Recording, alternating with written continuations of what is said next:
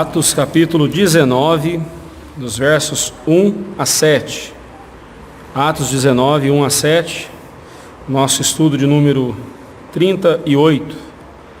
Atos 19, 1 a 7. Assim diz a palavra de Deus. Aconteceu que, estando Apolo em Corinto, Paulo, tendo passado pelas regiões mais altas, chegou a Éfeso.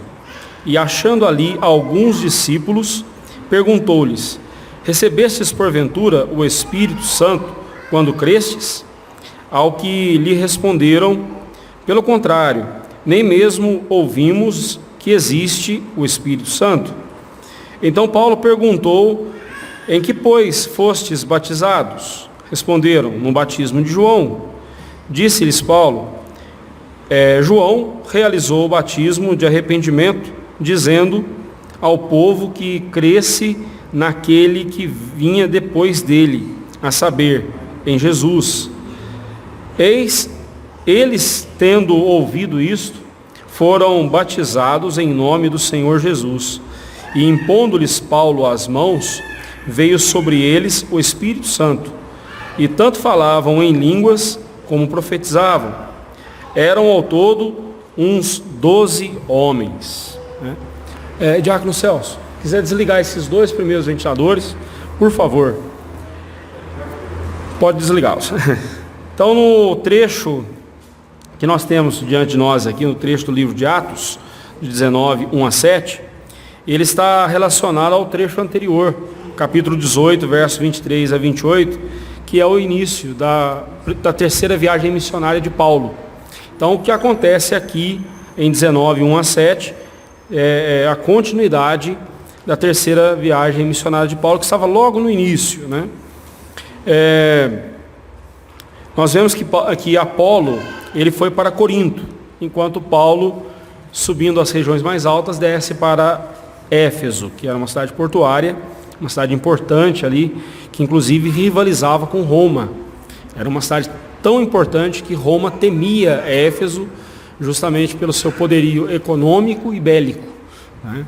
Mas Paulo vai para Éfeso. E ali ele conhece uns 12, né? A Bíblia diz no verso 7 que são mais ou menos uns 12. Eram mais ou menos uns 12 discípulos de João Batista, que nada sabiam sobre a obra do Espírito Santo. Então há ainda uma diferença entre eles, né, e os discípulos, né, pois enquanto Apolo ensinava com precisão a respeito de Jesus, capítulo 18, verso 25, os 12 discípulos efésios, ou os quase 12, né, não sabemos exatamente quantos são, né, nem mesmo sabiam que aquele a quem João Batista falava, né, o Senhor Jesus de Nazaré, era o Cristo. Eles nem mesmo sabiam disso, né? E possivelmente, nós veremos mais adiante, possivelmente o contato que eles tiveram com João Batista foi bem no começo do ministério de João Batista. João Batista falava sobre o Messias, né? Mas eles, de alguma forma, por algum motivo, nós não sabemos, a Bíblia não nos deixa pistas sobre isso, né, ou afirmações sobre isso, mas eles não sabiam nada sobre o Senhor Jesus e nem sobre o Espírito Santo. Eles eram homens tementes a Deus, que haviam recebido o batismo de João. E lembre-se que o batismo de João era o batismo para arrependimento, mas eles ainda não haviam se convertido de fato ao Senhor Jesus, pelo fato de que nada foi dito a eles sobre o Senhor Jesus. E aí nós lembramos lá de Romanos capítulo 10, quando Paulo diz, né, capítulo 9, quando ele diz, como invocarão aquele de quem nada ouviram?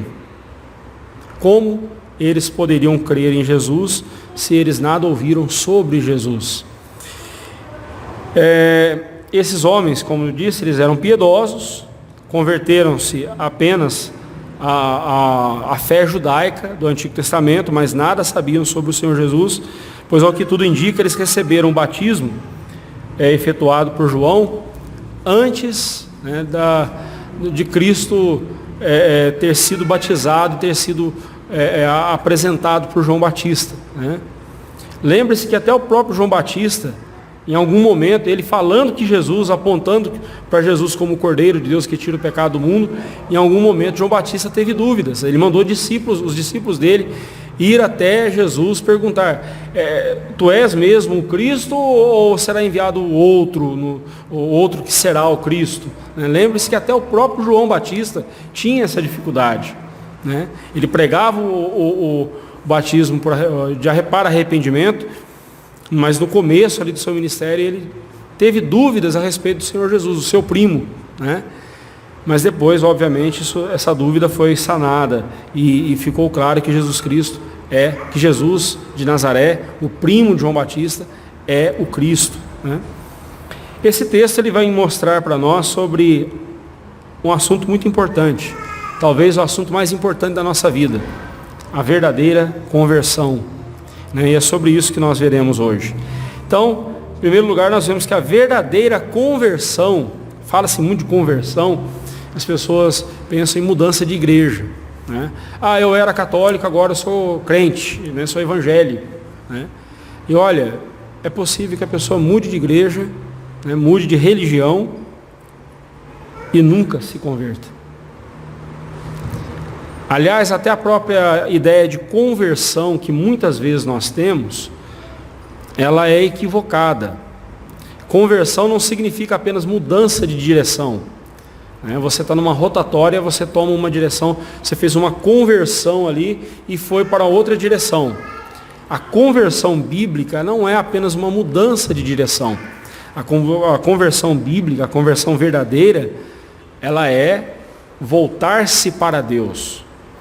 Nós vemos, já falei sobre isso com vocês, Deus nos criou a sua imagem e semelhança. A ideia ali de imagem e semelhança no hebraico não é fisionomia, aparência física, não é isso. Até mesmo porque Deus é espírito, ele não tem corpo. Então, a ideia ali de imagem e semelhança é a ideia de alguém que está de frente para um espelho, se vendo, né?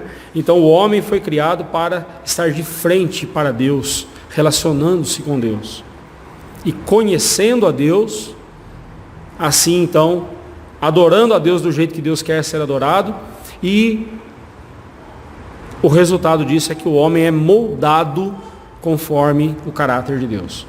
Lá no Salmo 115 e no Salmo 135 fala, né, que falando sobre os ídolos, né, os idólatras eles se tornam iguais aos ídolos que eles idolatram. Os ídolos têm boca, mas não falam, nariz, mas não cheiram, olhos, mas não veem, mãos que não apalpam, pés que não andam, da sua boca não sai som nenhum, porque eles são sem vida, são objetos sem vida, são coisas sem vida. E aquilo que o homem idolatra, ele se torna igual, né? Seja qual for o ídolo. Mas esse mesmo princípio também se aplica à verdadeira adoração. Quando nós adoramos a Deus, somos moldados e somos transformados segundo a glória de Deus.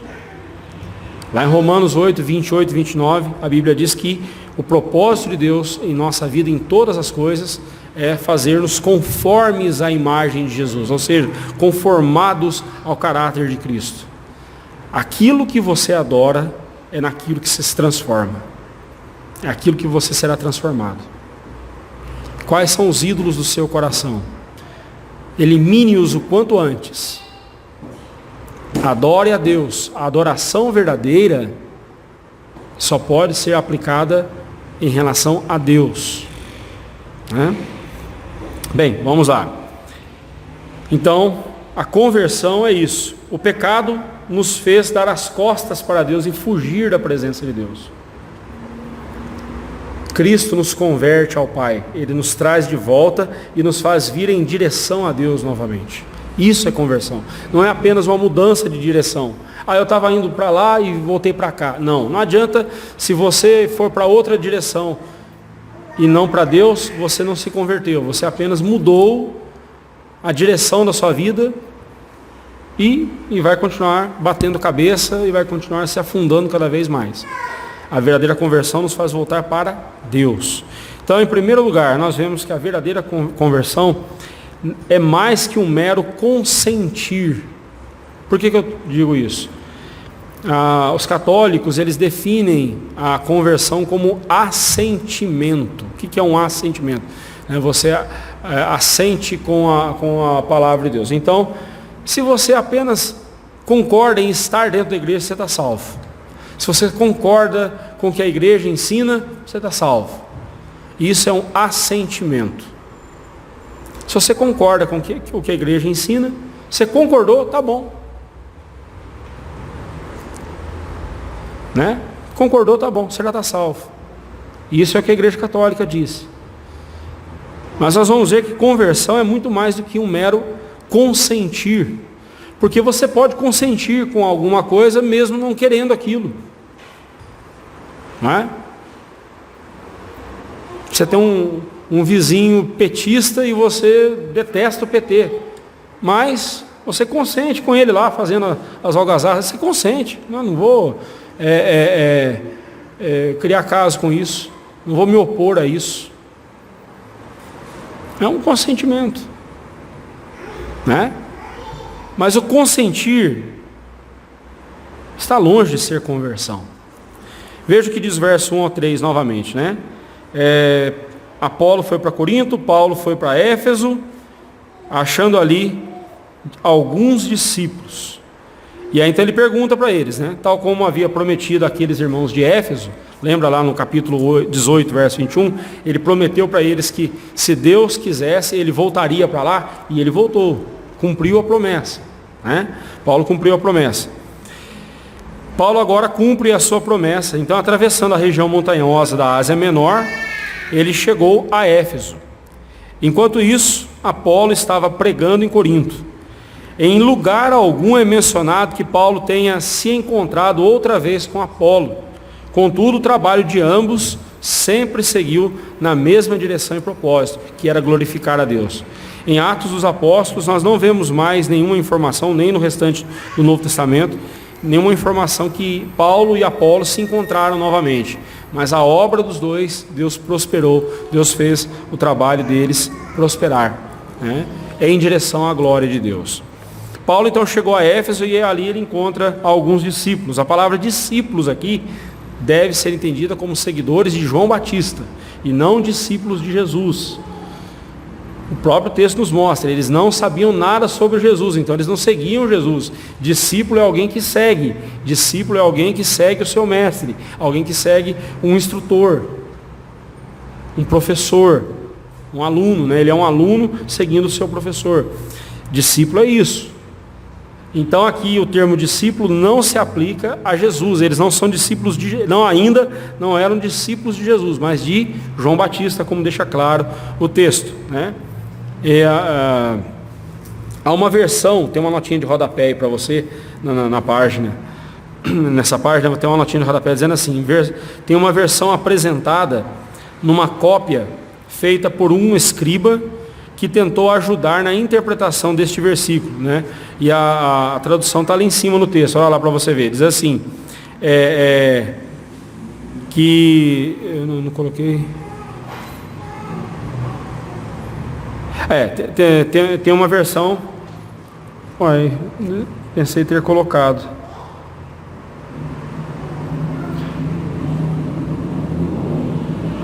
Pensei que tivesse colocado a versão que não coloquei, né? Mas a pergunta de Paulo, né, a eles nos leva a pensar que estes homens levavam uma vida de piedade, a exemplo de seu mentor, né, João Batista, pois afinal eles demonstravam ter crido. Pensei que tivesse colocado aqui a tradução, né, tem uma versão que desse versículo que diz que eles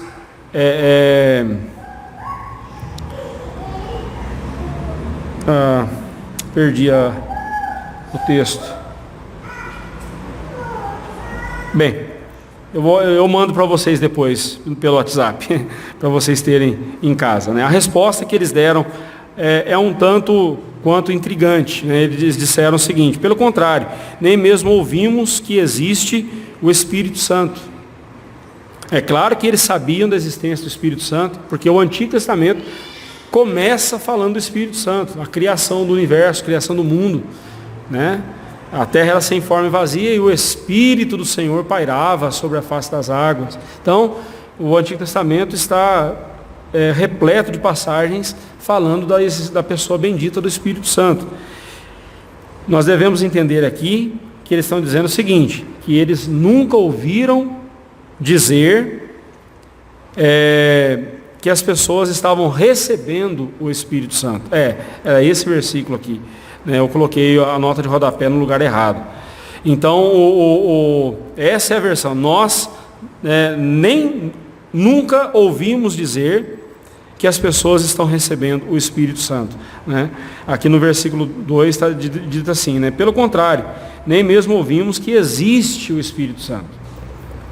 Mas tem essa versão que diz, né? Nós mesmo nem ouvimos dizer que as pessoas estão recebendo o Espírito Santo. E eu concordo, era essa a ideia que eles estavam dizendo aqui. Era isso que eles queriam dizer.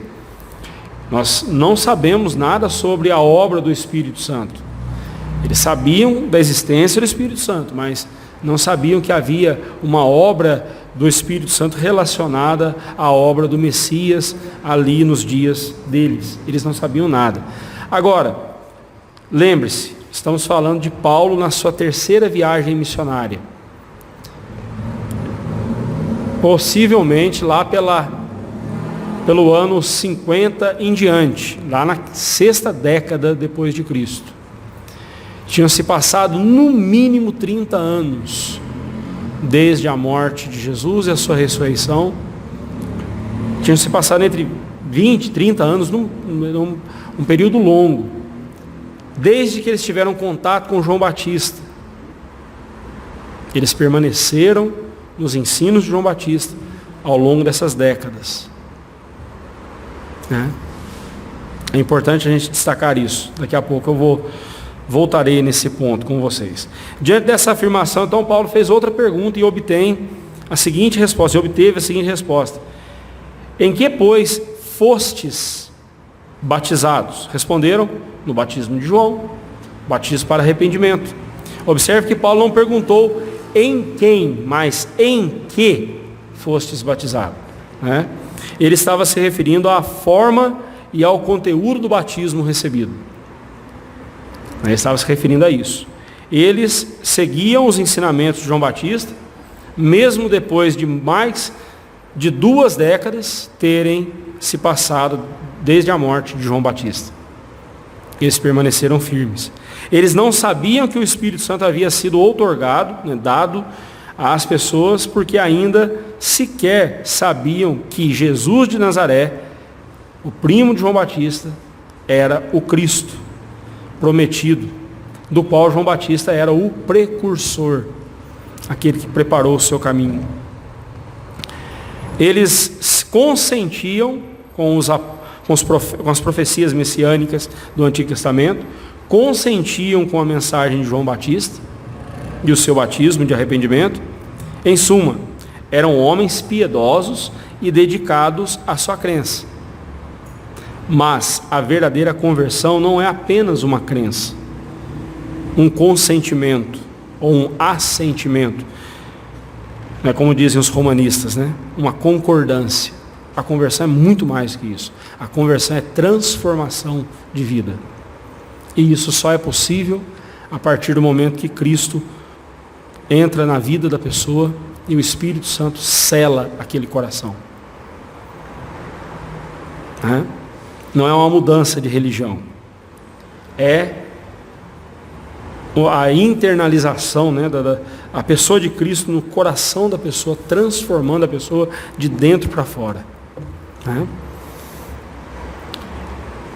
A conversão é um retornar para Deus por meio de Cristo e pela fé abraçá-lo e nele confiar totalmente para ser transformado no caráter à semelhança de Jesus Cristo, conforme Romanos 8, 28 e 29.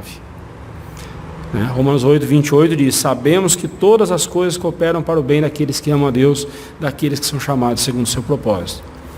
E aí as pessoas pegam esse versículo, isolam ele e falam assim: não, todas as coisas vão cooperar para o meu bem, esse ano eu quero comprar a minha BMW, e Deus vai fazer com que todas as coisas cooperem para esse bem, eu vou comprar minha BMW,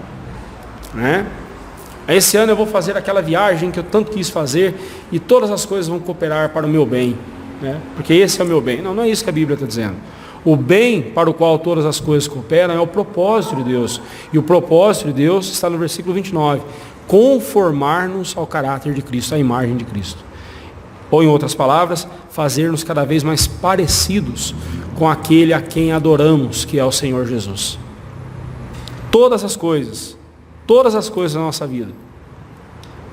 Uma enfermidade, um desemprego, um problema familiar, uma luta, um pecado específico contra o qual eu estou lutando.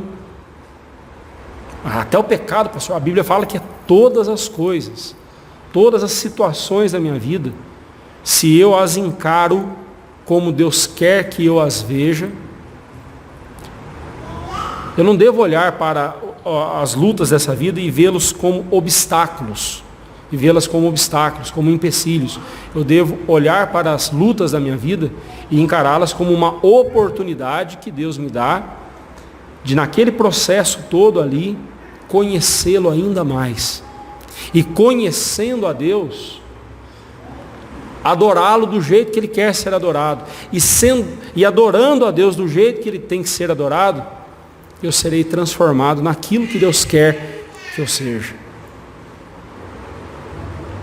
Você vê como que o culto a Deus é uma coisa extremamente importante, como que a adoração a Deus é algo extremamente importante. No plano de Deus para transformar o nosso caráter, Deus não nos deixa sozinhos, Ele nos põe à igreja, Ele nos põe na igreja, no convívio com os irmãos e junto aos irmãos, adorando ao Senhor. Veja como isso é sério, aplicação, aplicando isso para nós. Eles seguiam a um servo de Cristo, mas não seguiam a Cristo. Assim como estes 12 discípulos, Efésios, muitos hoje vivem seguindo verdadeiros servos de Cristo, abraçando seus ensinamentos corretos e bíblicos, porém parecem depositar mais a sua fé nestes servos de Cristo do que no próprio Senhor Jesus. É muito importante nos espelharmos nos verdadeiros servos de Deus, sem nunca nos esquecermos de que são apenas servos. E por isso mesmo, nossa confiança deve estar somente em Cristo. Não existe esse negócio de fulano é um grande servo de Deus. Às vezes a gente fala, fulano é um grande servo de Deus, fulana é uma grande serva de Deus. Irmãos, em se tratando de pecadores não existe grande, só existe grandes pecadores. Em se tratando de servir a Deus não existem grandes servos de Deus. A Bíblia em lugar algum diz, fulano foi um grande servo de Deus.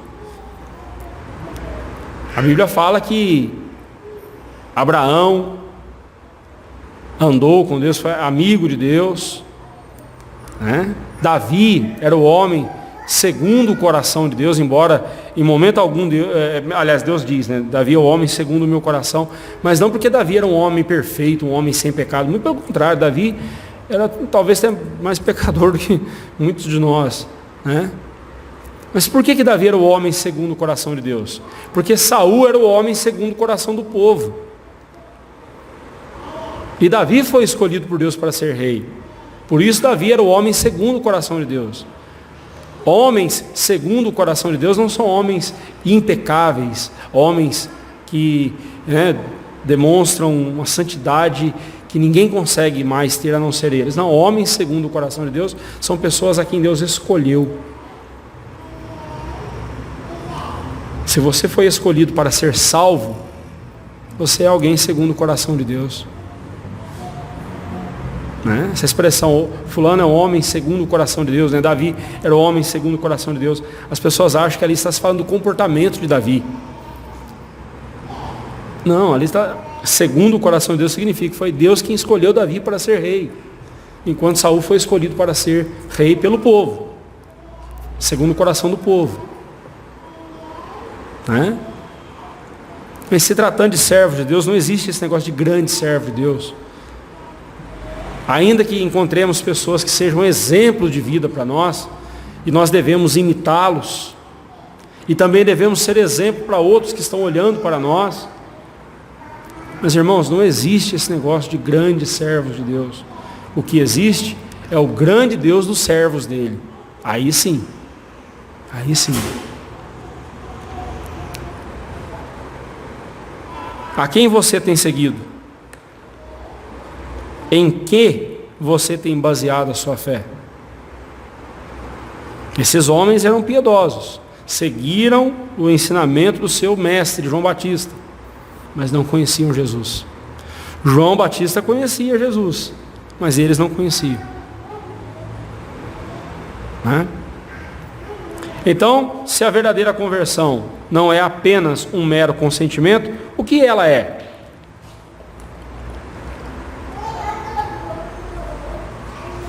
Nós vemos no versículo 4 a 7 que ela é um relacionamento profundo com Cristo.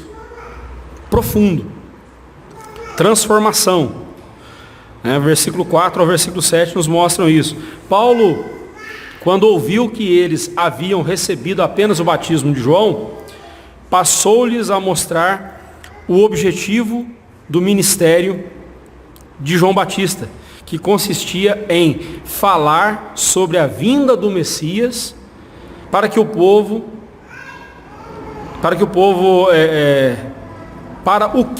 povo deveria se preparar, com arrependimento, e por isso ser batizado. Lembre-se que João Batista foi esse o trabalho dele. Ele estava preparando o coração do povo, dizendo o seguinte: o Messias está entre nós. E a maneira de recebermos o Messias é com arrependimento. Vocês devem ser batizados com batismo para arrependimento. O Messias está entre nós. E devemos ter contrição em nosso coração, arrependimento em nosso coração, para recebermos o Messias entre nós. Por isso que João batizava para arrependimento, levando o povo a arrepender-se do seu pecado. Daí o batismo de João Batista ter sido batismo para arrependimento. O batismo de João era só uma preparação para a obra do Messias. Você pode ver isso lá em Isaías 40, verso 3, Mateus 3, 3, o qual era o Senhor Jesus Cristo, o Messias era o Senhor Jesus. Paulo lembrou-lhes que João havia apontado para Jesus de Nazaré como Messias.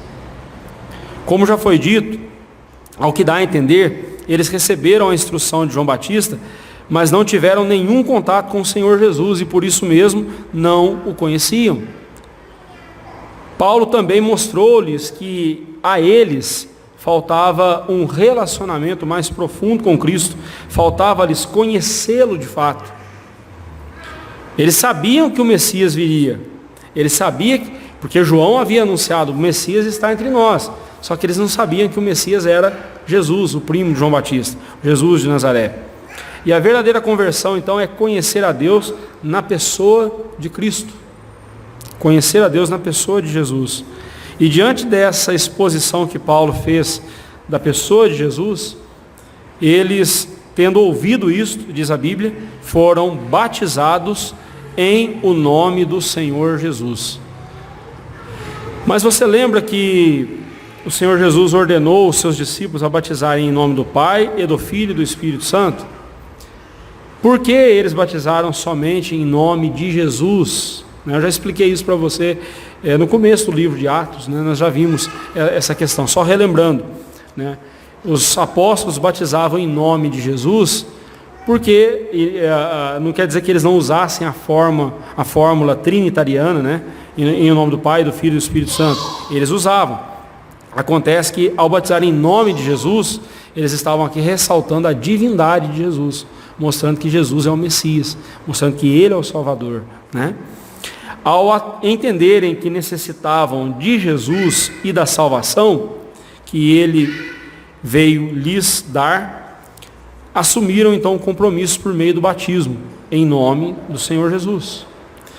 Stemaker diz o seguinte: a obediência à mensagem do Evangelho e um desejo de batismo no nome de Jesus presumem uma fé verdadeira em Cristo. A obediência à mensagem do Evangelho e o batismo mostra a obediência ao Evangelho e presumem, então, apontam para uma verdadeira conversão. É possível que alguém não convertido se batize, e não é o batismo que o torna salvo. Nós batizamos quem é salvo. No caso dos adultos, nós batizamos aqueles que professam a fé em Cristo Jesus. Na Bíblia nós não temos nenhum caso de alguém que foi batizado antes de crer. Ah, pastor, então por que a gente batiza as crianças? Nós batizamos os nossos bebês porque eles fazem parte da aliança de Deus conosco. É uma questão do pacto, é uma questão do aliancismo que nós temos lá no Antigo Testamento. No Antigo Testamento também o judeuzinho com 8 dias de vida não tinha nenhuma fé em seu coração e recebia em si a circuncisão, que era o selo do pacto. Da mesma forma, o batismo hoje é o selo do pacto de Deus conosco na nova aliança. Mas no caso dos adultos, daqueles que têm condições de crerem e responderem de forma intelectual e respondendo de forma racional ao chamado de Cristo, então não faz sentido batizarmos alguém que não professa a fé. O batismo só vem depois de que a pessoa declara a sua fé em Cristo, afirma a sua fé em Cristo e diz: olha, eu creio no Senhor Jesus como o único Salvador, eu creio que Cristo é o Messias, é o Salvador, a minha vida pertence a Ele, eu creio nas Escrituras Sagradas como a única regra de fé e prática. Aí sim faz sentido batizar essa pessoa. O batismo vem selando a fé que a pessoa diz ter. Por isso mesmo eles haviam entendido que o batismo que receberam de João Batista apontava para algo que ainda lhes faltava e que agora estavam recebendo, estavam sendo oferecido por meio do Evangelho de Cristo através do apóstolo Paulo. MacDonald ele diz o seguinte: os discípulos de João foram batizados pela autoridade do Senhor Jesus e desse modo deram testemunho público de que haviam aceitado Jesus Cristo como Senhor, como Jeová, como Senhor de suas vidas. Então o batismo é isso. O batismo é você demonstrar publicamente, testemunhar publicamente que um dia você recebeu a Cristo como seu Salvador. Assim, eles entenderam a necessidade de serem identificados com Cristo por meio do batismo. Ao receberem o batismo com água em nome de Jesus, diz a Bíblia que, impondo-lhes Paulo as mãos, veio sobre eles o Espírito Santo, e tanto falavam em línguas como profetizavam. Eram ao todo uns 12 homens. Este texto, meus irmãos, não dá base para crermos que o Espírito Santo vem sobre as pessoas depois de algum tempo, depois da conversão delas, como afirmam os carismáticos. Tanto pentecostais quanto católicos carismáticos, eles afirmam isso, que você recebe a Cristo como seu Salvador, e aí você tem que passar um tempo orando, buscando, pedindo a Deus para te batizar com o Espírito Santo. Aí um dia, quando você estiver lá em fervorosa oração, o Espírito Santo vai cair sobre você, vai entrar em você, e aí você vai orar em línguas. Vai orar em línguas, vai profetizar, e aí, se você conversar com irmãos que um dia foram dessas igrejas, eles vão dizer para você o seguinte: para nós era a coisa mais frustrante, a coisa mais triste. Eu sabia que eu era salvo em Cristo Jesus, eu sabia que Cristo havia me alcançado com a sua graça, dado a sua salvação, mas eu não conseguia orar em línguas como outros lá faziam. E eu me sentia um crente de segunda categoria. Ou às vezes até questionava se eu era salvo mesmo, porque eu não orava em línguas. E assim, irmãos, eu seguirei aqui a confissão de fé da nossa igreja. Aqueles meios extraordinários através dos quais, como esse aqui, como esse dom de línguas que teve aqui com os apóstolos, com os discípulos em Efésios, nos dias de Paulo, tudo isso aqui findou-se na era dos apóstolos. Esses dons foram dados na era apostólica, quando ainda o Novo Testamento estava sendo escrito. Uma vez que a Bíblia, o Novo Testamento foi escrito e o cânon foi fechado, uma vez que os servos que Deus quis usar para escrever o Novo Testamento encerraram a sua atividade, inspirada pelo Espírito Santo, de escreverem, de registrarem os ensinamentos no que veio a ser o Novo Testamento, uma vez que se fechou, esses dons extraordinários também acabaram. Ah, pastor, mas eu conheço gente que tem esse dom, né? Inclusive eu conheço presbiterianos, pastores presbiterianos, famosos aí, medalhões da IPB, que dizem que no cantinho, lá no quartinho deles lá, eles oram em línguas.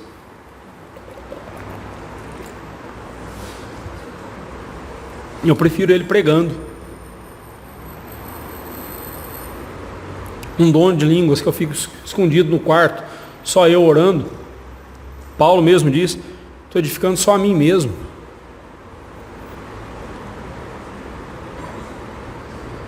E é a coisa mais fácil desse dom se tornar algo egoísta.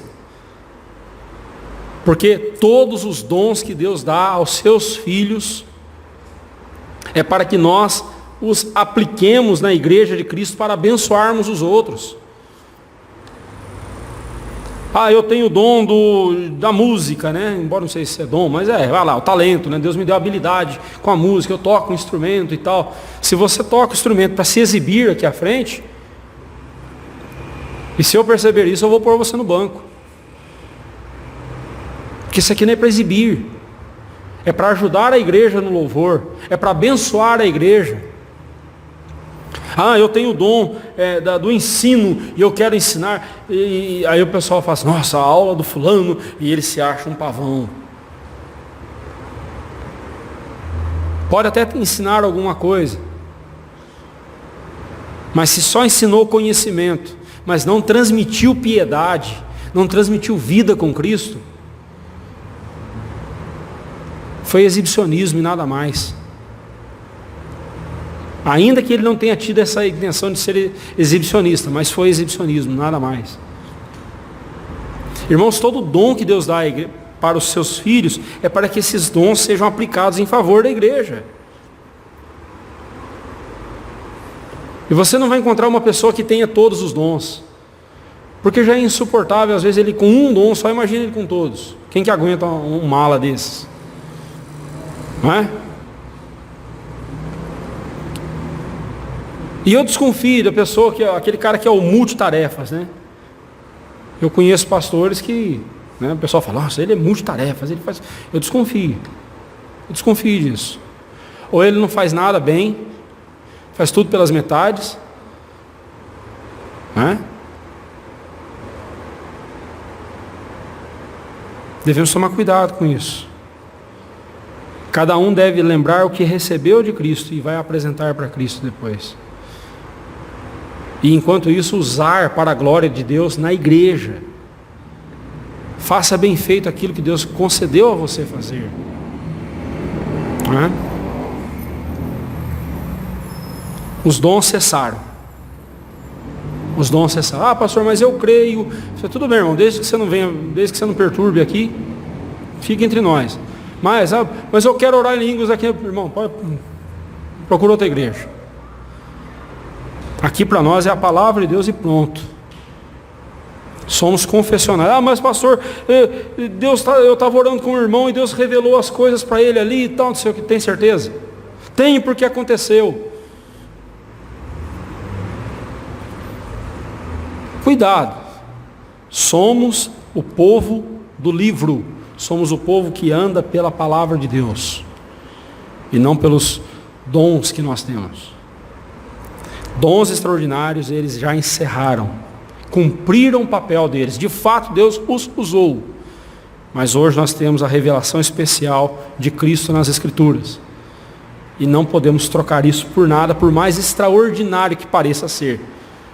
Aliás, para mim não existe nada mais extraordinário do que a Bíblia Sagrada. Não existe nada mais extraordinário para mim do que o conhecimento de Cristo através das Escrituras. Isso sim é extraordinário. Sim, irmão. Pastor, eu entendo que realmente do jeito que está hoje, né? Realmente não seja o horário, mas essa forma extraordinária de Deus agir. Igual aconteceu, não sei se o senhor deve saber, o David Brennan caiu no meio da indígena lá, sim. E aí o pessoal, o povo entendeu as maravilhas de Deus na língua deles. Sim. Aquilo não seria não, sim, mas eles tinham a Bíblia na mão? Não tinha.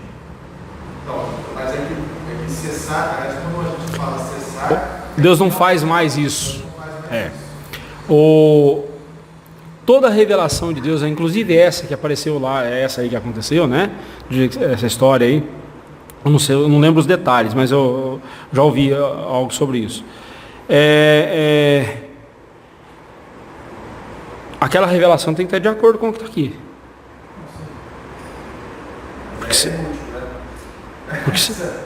É inútil, mas como eles não tinham, e como David Brennan não sabia falar a língua deles, veja bem, ser cessacionista não quer dizer que eu creio que Deus não faça mais milagres hoje. Não, irmãos. Eu creio que Deus faz milagres. A questão é, como que eu conheço hoje a Deus? Qual é a forma que Deus hoje se revela a nós? O instrumento através do qual Deus se revela a nós. Qual? É a palavra, é a Bíblia. Irmãos, eu louvo a Deus por isso. Porque o meu coração é confuso por natureza. Eu com a Bíblia aberta diante de mim, vendo essas coisas que acontecem, essas coisas assustadoras que acontecem, ou que se dizem, né, extraordinárias que acontecem aí. Eu já tenho hora que o coração dá uma balançada. Agora imagina se eu não tivesse a Bíblia, irmãos. Tá? Agora, esse caso que você citou, isso aí não é regra. Isso é exceção. Agora, no meio pentecostal, isso aí não é exceção, isso é regra.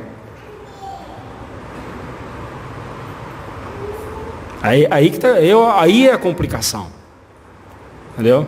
Hoje a regra de Deus para nós é a Escritura Sagrada. Né? E assim, tirando casos como esse aí, que são 1 em 1 milhão, tirando casos como esse, hoje em dia o que você vê aí de pessoas dizendo que tem dom de línguas, eu não vou nem falar aqui, porque para não ser jocoso, mas o dia que você morar do lado de uma igreja pentecostal, você vai aprender a falar tudo daquele jeito. Eu tive essa infelicidade. Lá no Jardim Sul, quando eu morava lá no Jardim Sul, em São José dos Campos, do lado da minha casa, tinha uma igreja pentecostal. Irmãos, eu aprendi a orar em línguas do jeito deles, eu aprendi. E o que era engraçado, sabe o que era? É que uma palavra tinha N significados, um monte de significados. Porque ele falava, aí, e eis que te digo, é sempre assim, eis que te digo. E aí vem com esse te digo e tal coisa. Mas a mesma palavra significa, né? Que vocabulário mais pobre é esse?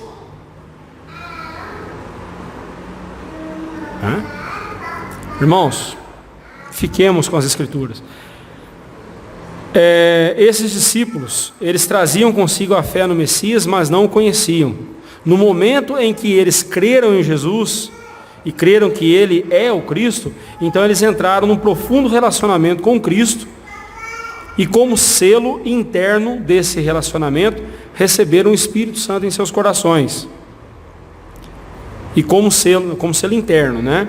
Eles receberam o Espírito Santo em seus corações. E como selo externo dessa graça, eles receberam o batismo. Agora, 2 erros devem ser evitados aqui, a todo custo. Primeiro erro: não devemos entender que o ato de crer em Jesus, ser batizado com água e receber o Espírito Santo como atos consecutivos, né?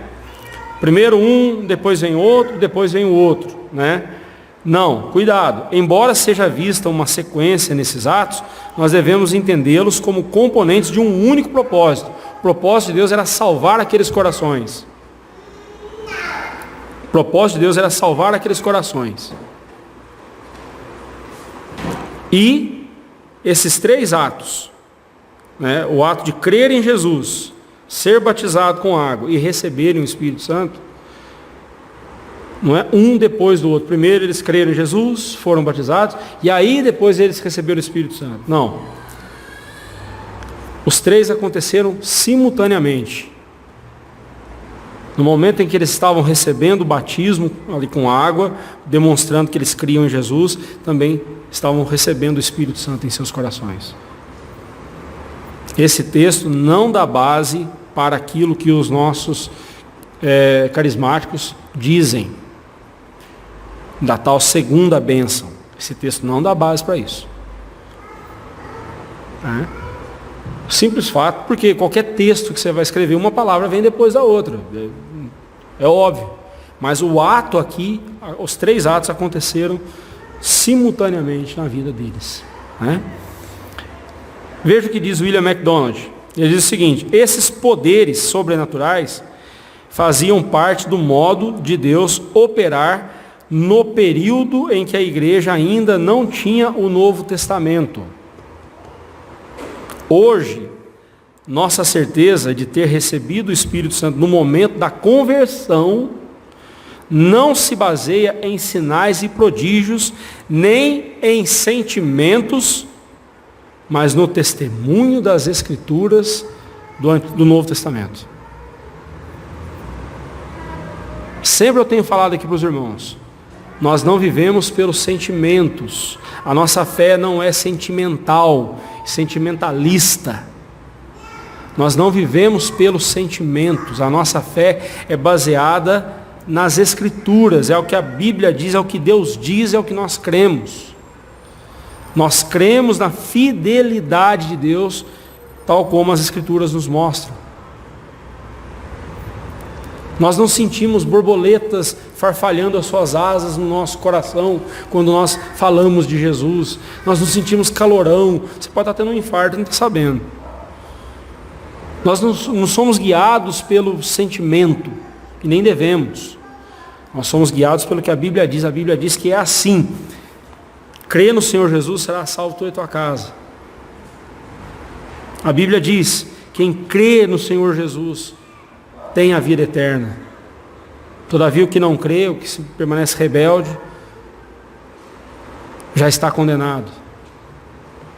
A Bíblia fala para nós que aquele que invocar o nome do Senhor Jesus será salvo. E não se trata de sentimento, se trata da gente crer nisso.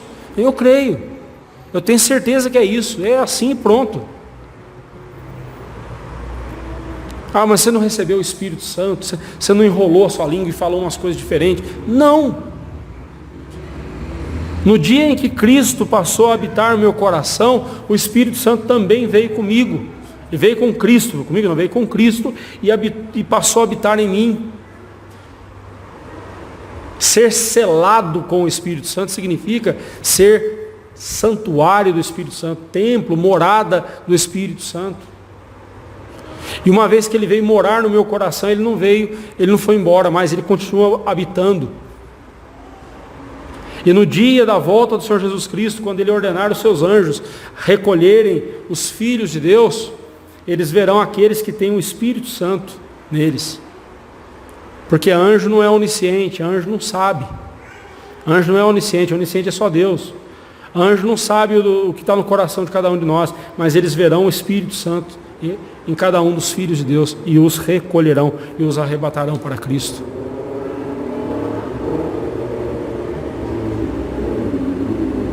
E ser cheio do Espírito Santo não é você ficar aí enrolando a sua língua ou dando uma dividente, profetizando, eis que te digo, semana que vem vai acontecer tal coisa na sua vida. Não.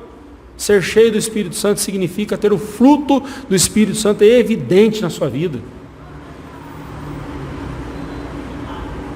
E se nós não estamos mostrando o fruto do Espírito Santo em nossa vida, tem uma coisa errada com a nossa fé. Ou nós temos o Espírito Santo habitando em nós e temos já o seu fruto, porém nós não estamos cultivando o fruto do Espírito Santo. Pecado gravíssimo.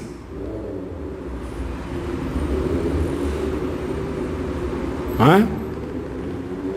Veja como isso é sério. Outro erro que devemos tomar cuidado é não devemos admitir, admitir que existe uma obrigatoriedade no que diz respeito ao recebimento do Espírito Santo e o dom de línguas e de profecias, como muitos afirmam. Se você recebeu o Espírito Santo de Deus na sua vida, você vai orar em línguas e vai profetizar. Suponhamos, tá? Que ainda esses dons existam. Suponhamos que eles não cessaram. Suponhamos que nós estamos errados no nosso crer. Esses dons não cessaram, eles continuam aí em franca atividade. Se você for para Atos dos Apóstolos, em Atos, nós vemos que isso nunca foi uma regra. Os apóstolos orando receberam o Espírito Santo e passaram a orar em línguas. Naquele dia, 3.000 pessoas converteram-se a Cristo. Quantos deles oraram em línguas? A Bíblia não fala.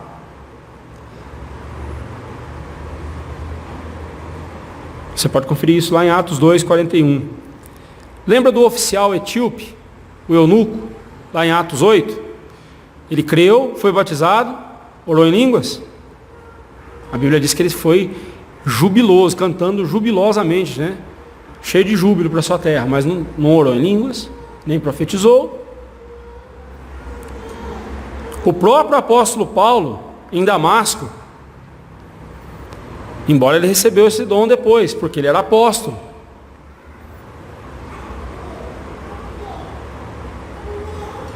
né? Lídia, em Atos 16:15, carcereiro de Filipos, Atos 16:33. Se analisarmos a vida de grandes servos de Deus que foram cheios do Espírito Santo e nunca oraram em línguas, como por exemplo João Batista.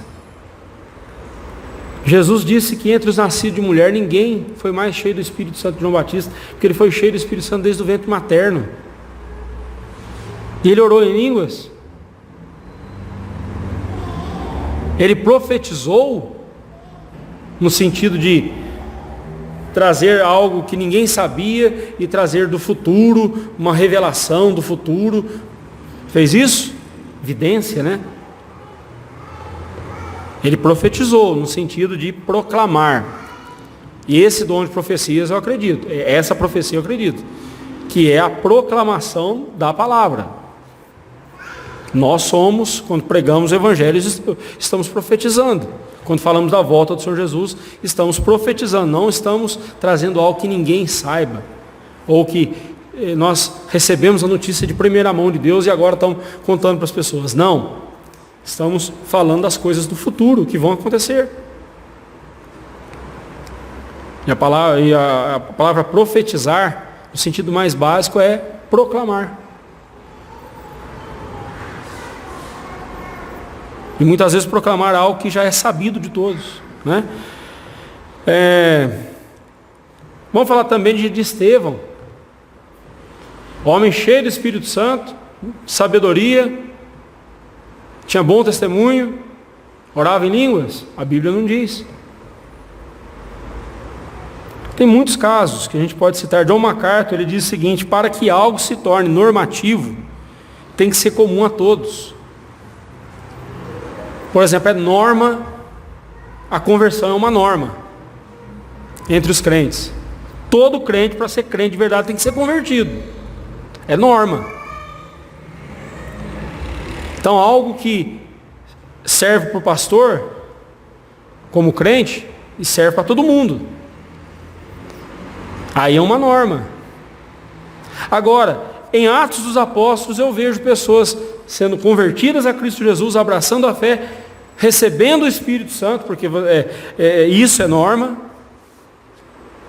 A norma é, recebeu a Cristo, recebe o Espírito Santo também. É selado com o Espírito Santo.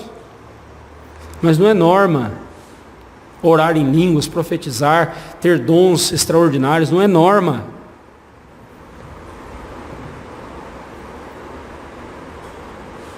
Agora, se é uma coisa que todo crente experimenta, aí é uma norma. Por exemplo, não tem como alguém dizer que é convertido, que é salvo, se ele não passou pela conversão. Não tem como. A menos que, como diz a nossa confissão de fé, sejam bebezinhos ou mentalmente incapazes, mas que são filhos da aliança. São salvos. Porque Deus os escolheu naquela condição, determinou que eles seriam recebidos. Mas não porque eles não tenham pecado, né? São pecadores. São pecadores. Mas foram alvos da graça de Deus. Não entender o agir do Espírito Santo em diferentes épocas nos leva a crermos em ensinamentos errôneos, os quais, por sua vez, nos levarão a práticas também errôneas. E eu volto ao começo desse texto. Esses homens eram homens piedosos. Eles seguiam um servo de Deus, que era João Batista. E que servo de Deus! Que coragem, que fibra tinha João Batista! Mas eles não eram salvos porque eles não conheciam a Cristo. Porque a norma da salvação é conhecer a Cristo e recebê-lo como Salvador. Mas não foi norma eles receberem, não é norma, não é algo que todo crente tem que experimentar, né? Orar em línguas, essas coisas e tal.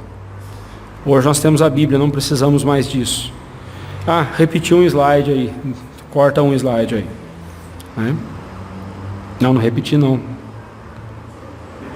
Repeti, né? Tá igualzinho, né? Isso mesmo. Então, beleza. Vamos em frente. Então é importante ainda destacarmos neste texto o fato de que, ao impor as mãos sobre eles e receberem o Espírito Santo, Paulo se equiparava aos demais apóstolos, pois Pedro e João fizeram isso, né? Lá com Cornélio, por exemplo, né? Impor as mãos, as pessoas recebiam o Espírito Santo. Paulo aqui se equiparando aos demais apóstolos, ou seja, tudo que os outros apóstolos receberam, Paulo também recebeu do próprio Senhor Jesus, né? Então aquela dificuldade que os coríntios levantaram em relação ao apostolado de Paulo, né? Dizendo que Paulo não era apóstolo como os demais, nem mesmo era apóstolo. Então, essas situações aqui mostram que Paulo era apóstolo tanto quanto os demais o foram, né? Aplicando para nós aqui, você já recebeu a Cristo como seu Senhor e Salvador? Se sim, então você também já recebeu o Espírito Santo em seu coração.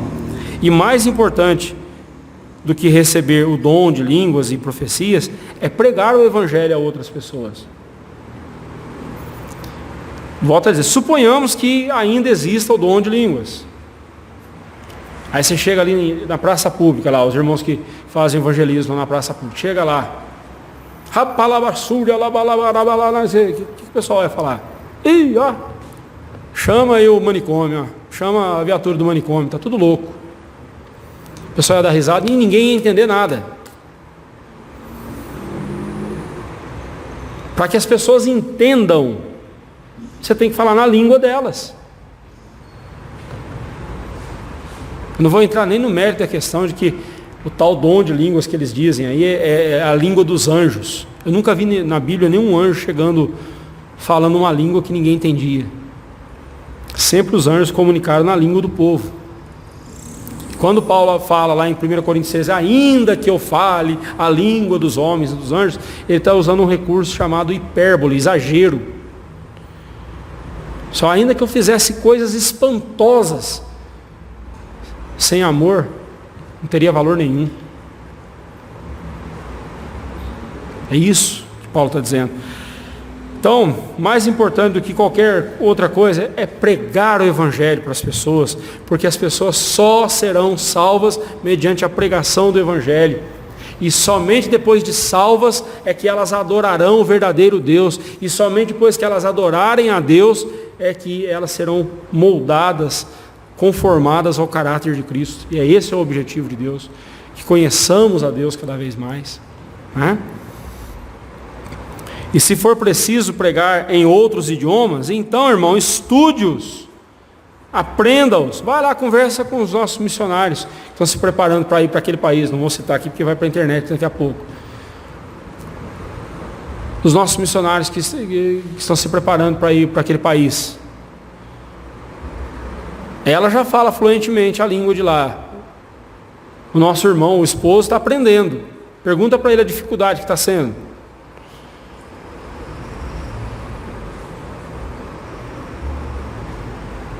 Estude, e vai lá e faça o seu trabalho. Pergunte para os missionários que traduzem a Bíblia para outros idiomas. Está aí um trabalho, meus irmãos, importantíssimo. Trabalho de tradução da Bíblia para muitos idiomas que ainda não temos. Graças a Deus, hoje a gente tem recursos aos montes. Mas nós precisamos orar a Deus para que levante homens e mulheres que sejam, que amem os idiomas e traduzam a Bíblia para esses idiomas que ainda não tem. E eu fico triste, cada ano a Sociedade Bíblica lança uma Bíblia diferente. É Bíblia do homem, é Bíblia da mulher, é Bíblia da criança, é Bíblia do papagaio, do periquito, do cachorro, da sogra, da avó, do vô. A Bíblia da promessa, a Bíblia não sei do que. Sabe, estava na hora de investir forças, vamos investir e traduzir a Bíblia para outros idiomas, outros povos que ainda não têm. Né? O Espírito Santo vai dar capacitação. Não procure por novas profecias, mas sim procure proclamar as únicas profecias verdadeiras, as quais estão nas Escrituras Sagradas. O Espírito Santo em nosso coração nos impulsiona a pregarmos o Evangelho onde for necessário. Se, porém, você ainda não recebeu a Cristo como seu Senhor e Salvador, e o Espírito Santo em seu coração, então não pode dizer que é um cristão, e muito menos um salvo. Você precisa urgentemente entrar num relacionamento profundo com Cristo, onde Ele é o seu Senhor e você é o servo dEle, onde Ele é o seu Salvador e você é o pecador que foi salvo por Ele e está sendo transformado conforme o caráter de Cristo.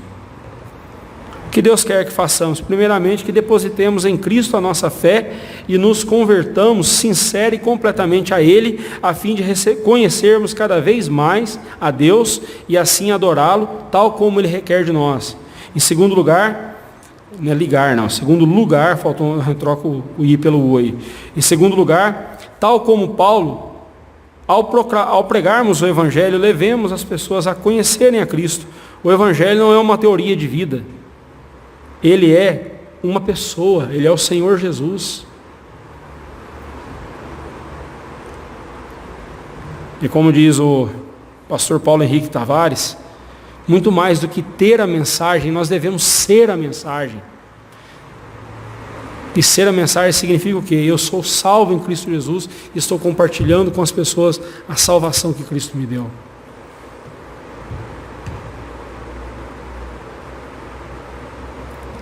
Conclusão: a plenitude do Evangelho só pode ser experimentada por um coração que se submete ao Espírito Santo. Corações que não têm o Espírito Santo, mesmo tendo algum grau de fé, não somente não desfrutam da alegria e gozo que Ele, o Senhor Jesus, nos dá, como também não são redimidos para a vida eterna, da qual o Espírito Santo é o selo.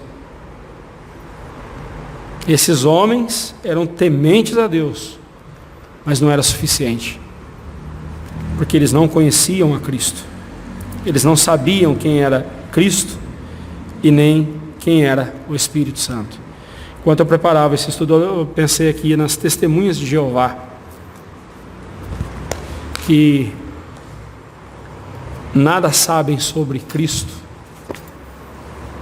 e negam o Espírito Santo, mas dizem ser testemunhas de Jeová. Não se conhece a Deus sem Jesus e sem o Espírito Santo. Não se tem as bem-aventuranças da obra de Jesus Cristo em seu coração sem o Espírito Santo. Você pode até dizer que crê em Deus, mas se você não conhece Deus através de Jesus, e se você não tem o Espírito Santo de Deus no seu coração, aplicando essas verdades, as verdades da Escritura Sagrada no seu coração, e selando você para o dia da vida eterna, para o dia da redenção, então não adianta nada. A salvação é obra da Trindade Santa no coração do pecador. Que Deus assim nos abençoe. Que Deus assim nos ajude. E que nós possamos cada vez mais crescer no conhecimento de Deus revelado nas Escrituras. E conhecendo, fazê-lo conhecido para a glória do Senhor. Amém. Vamos ficar em pé, encerrando então com uma oração. Senhor Deus e Pai, quero mais uma vez te agradecer pela obra bendita do teu Filho Jesus Cristo por nós, pela obra do teu Filho confirmada por meio do teu Espírito Santo em nosso coração. Ó Deus, que vivamos cada vez mais apegados à tua palavra, sejamos conhecidos como pessoas que creem na palavra do Senhor, que não andam em busca de coisas mirabolantes, extraordinárias, até mesmo porque não existe nada mais extraordinário do que segurarmos nas nossas mãos o registro da tua vontade, a palavra do Senhor, poder estudá-la, poder compreendê-la, poder amá-la e praticá-la. Que bênção é para nós, ó Deus. E por isso, ó Deus, pedimos que o Senhor nos faça amar cada vez mais a tua palavra, para que, amando-a, possamos obedecer o Senhor, te adorar e sermos transformados e moldados de acordo com a tua vontade. Assim nós oramos em nome de Jesus, nosso Senhor e Salvador. Amém.